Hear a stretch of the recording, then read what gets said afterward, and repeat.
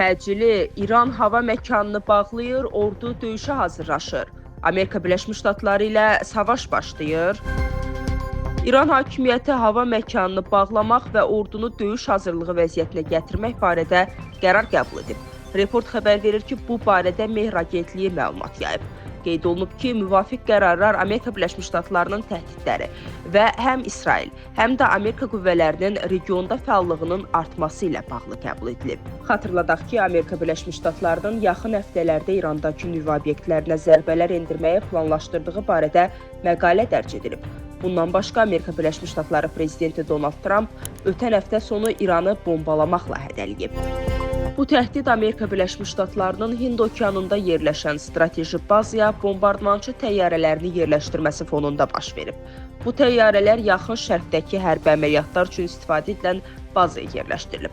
Trump qeyd edib ki, əgər İran Vaşinqtonla yeni nüvə sazişi bağlamasa, Amerika Birləşmiş Ştatları onu bombalayacaq. O, martın əvvəlində İran rəhbərliyinə göndərdiyi məktubda danışıqlar üçün şərtlərini irəli sürüb və Tehranı qərar vermək üçün 2 aylıq müddət çərçivəsinə salıb. İranın ali rəhbəri Ayətullah Əli Xamenei öz növbəsində bildirib ki, əgər Amerika Birləşmiş Ştatları prezidenti Donald Trumpın Tehranı bombalamaq təhdidini həyata keçirsə, Vaşinqton güclü zərbə alacaq.